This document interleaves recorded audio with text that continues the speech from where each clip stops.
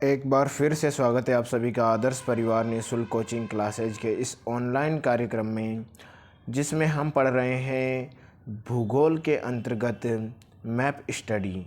विश्व के प्रमुख जो महाद्वीप है उनसे संबंधित हम थोड़ा इसमें अध्ययन करते हैं।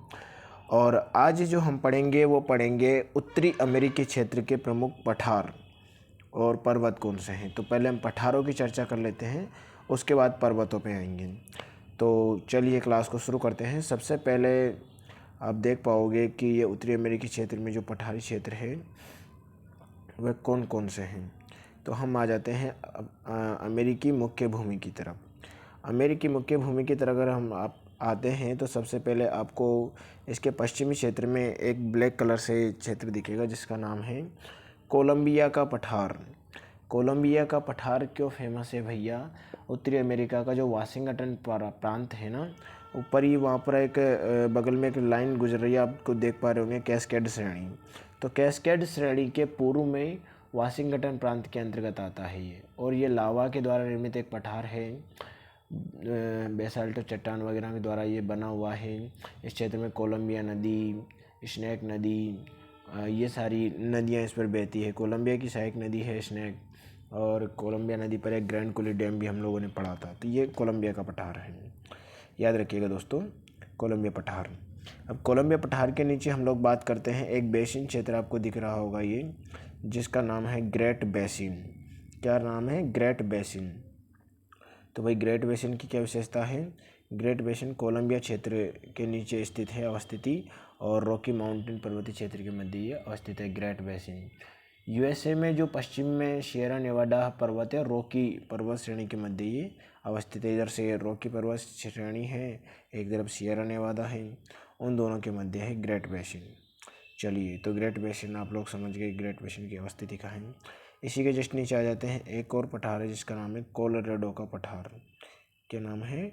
कोलोराडो का पठार। अब ये कोलोराडो का पठार क्यों फेमस है भैया? कोलोराडो नदी हमने पढ़ी थी, यहाँ से कोलोराडो नदी बहती है, और इसकी विशेषता क्या है कि वे अंतरा पर्वतीय पठार का उदाहरण ये भी, यानी कि दो पर्वतों के मध्य क्षेत्र में अवस्थित है ये कोलोराडो का पठार। एक तरफ ये भी सिएरा नेवाडा और एक तरफ दूसरी तरफ ये रॉकी पर्वत के मध्य इसकी भी अवस्थिति है। मतलब जैसी अवस्थिति ऊपर ग्रेट बेसिन के, उसी प्रकार कोलोराडो के पठार की भी अवस्थिति है। चलिए, तो ये कोलोराडो का पठार हम लोगों ने जान लिया, ऊपर ग्रेट बेसिन हम लोगों ने पढ़ लिया। नीचे अन्य संबंधित तथ्यों के बारे में हम लोग चर्चा करते हैं। ओके, अब इसी के नीचे अगर आप थोड़ा सा देखोगे, यहाँ पर एक शब्द आपको दिखने को दिखेगा, डेथ वैली। डेथ वैली के पास में एक घाटी क्षेत्र और है जिसको बोला जाता है सेंट जोकन की घाटी। क्या नाम है भैया? सेंट जोकन की घाटी। कैलिफोर्निया प्रांत जो है उत्तरी अमेरिका का, वहीं पर है ये। और यहाँ पर हाई टेम्परेचर, जैसे कि हम डेथ वैली के बारे में तो पढ़ते हैं कि बहुत ज़्यादा तापमान इस क्षेत्र में अंकित किया गया था, उसी प्रकार से यहाँ पर भी सेंट जोकन की घाटी वाले क्षेत्र में भी यहाँ पर तापमान अंकित किया गया था। चलिए, थोड़ा सा हम आगे बढ़ जाते हैं। अब आप देखोगे उत्तरी क्षेत्र में, इसी के पूर्व में थोड़ा सा मैं जूम कर देता हूँ।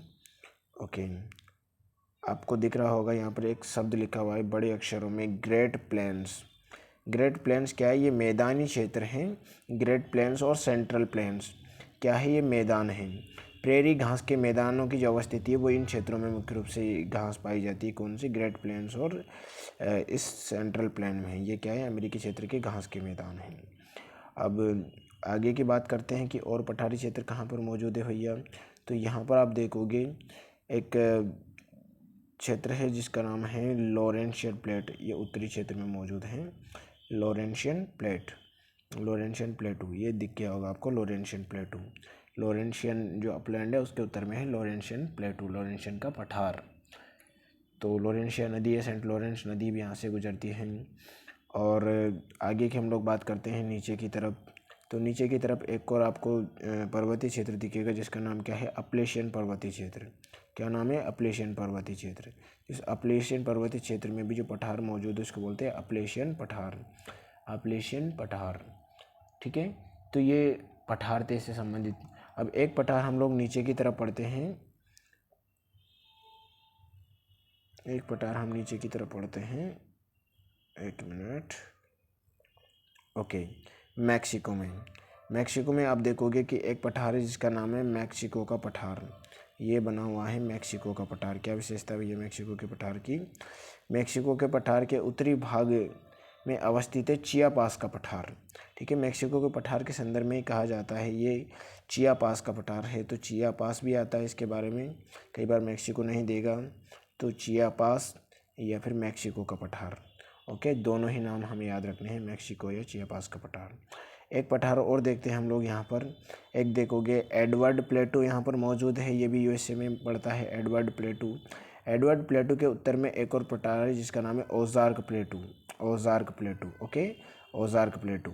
अब अप्लेशियन जो पठार है उसके नीचे आप देखोगे यहाँ पर एक पठारी क्षेत्र है या फिर बोलेंगे एक मैदानी क्षेत्र है हल्का सा, जिसको बोलते हैं पिडमोंट। लिखा भी हुआ है यहाँ पर पिडमोंट।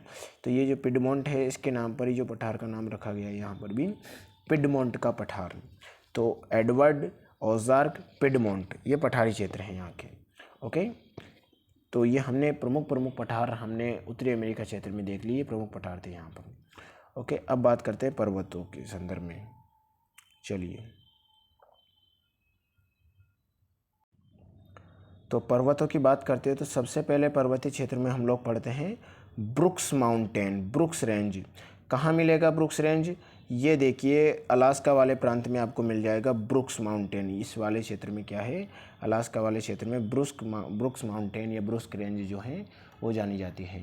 ये बेसिकली क्या है, जो रॉकी पर्वत श्रेणी है अमेरिका के पूरे पश्चिम में विस्तृत है, विश्व की दूसरी सबसे बड़ी पर्वत श्रेणी के रूप में गिनी जाती है। तो इसी का उत्तरी हिस्सा है ब्रुक्स माउंटेन, याद रखिएगा। ओके, अब नीचे की तरफ आ जाते हैं। नीचे एक और पर्वतीय क्षेत्र हमें दिखाई देगा जिसका नाम है माउंट मैकिनले।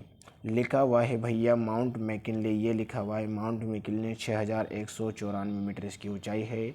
अलास्का रेंज के दक्षिण में मौजूद है माउंट मैकिनले। ठीक है, अलास्का श्रेणी में ही आता है, अलास्का के दक्षिण। और ये उत्तरी अमेरिकी क्षेत्र की सर्वोच्च ऊंची चोटी है। कौन सी? Mount McKinley. उत्तरी अमेरिका की सर्वोच्च सबसे हाईएस्ट ऊंची चोटी है माउंट मैकिनले। 6194 मीटर इसकी ऊंचाई है। तो ये माउंट मैकिनले आप लोगों ने देख लिया होगा। अब एक हम लोग देखते हैं यहाँ पर मैकेंजी पर्वत श्रेणी। ठीक है, मैकेंजी पर्वत श्रेणी कहाँ है भैया? ये लिखी हुई है मैकेंजी पर्वत श्रेणी। इसके दक्षिणी भाग में एक छोटी सी जगह है, देखिए यहाँ पर है, मैं थोड़ा सा बिंदु बना देता हूँ। ओके, मैकेंजी पर्वत श्रेणी के दक्षिणी भाग में एक बिंदु बना देता हूँ, एक मिनट। ये बना दिया मैंने। और इस क्षेत्र में जो है वो कौन सा है? इस क्षेत्र में एक पर्वतीय क्षेत्र है जिसको कहा जाता है पंच कार्डिलेरा। क्या कहा जाता है? पंच कार्डिलेरा इस क्षेत्र को कहा जाता है। अब अगली हम लोग बात करते हैं रॉकी पर्वत श्रेणी के दक्षिण की तरफ चलते हैं। रॉकी पर्वत श्रेणी उत्तरी अमेरिका की सबसे बड़ी पर्वत श्रेणी है, ये हमें याद रखना है भैया।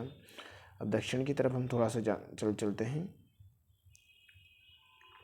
ओके, तो रॉकी पर्वत श्रेणी के दक्षिणी पार्ट में हम लोग देखेंगे तो आपको एक चीज़ यहाँ पर दिखाई देगी,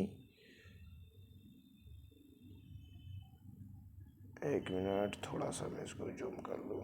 ओके, चलिए तो हम बात करते हैं यहाँ पर। आपको यहाँ पर पश्चिमी क्षेत्र में, यहाँ पर इस वाले क्षेत्र में देखेंगे तो आपको कई सारे पर्वतीय श्रेणियाँ, पठारी क्षेत्र आपको यहाँ पर नज़र आएंगे। अब इस क्षेत्र की बात करें, यहाँ की विशेषता क्या है, तो आप पश्चिम की तरफ आप जस्ट देखिए एक क्षेत्र लिखा हुआ है, एक जगह का नाम है सियरा नेवादा। ये सियरा नेवादा क्या है? ये कार्डिलेरा है, बहुत पुराने पर्वतीय क्षेत्र यहाँ पर हमें देखने को मिलते हैं। और ये इसी के जस्ट नीचे एक ब्लैक कलर में एक जगह दी हुई है, माउंट विटनी दी हुई है, माउंट विटनी 4418। तो ये माउंट विटनी क्या है? ये संयुक्त राज्य अमेरिका की सबसे ऊंची चोटी है। क्या है माउंट विटनी? संयुक्त राज्य अमेरिका की सबसे ऊंची चोटी है। और ये किस में आती है? तो आप यहाँ पर देखोगे इसके तटीय क्षेत्र की तरफ यहाँ लिखा हुआ है कास्केड रेंज। तो कास्केड पर्वतीय क्षेत्र के अंतर्गत आती है माउंट विटनी, याद रखिएगा माउंट विटनी। और नीचे हम लोग एक और पर्वतीय क्षेत्र पढ़ते हैं माउंट शास्ता। यहाँ पर हम ज्वालामुखी पर्वतों के संदर्भ में जो पढ़ेंगे माउंट शास्ता के बारे में।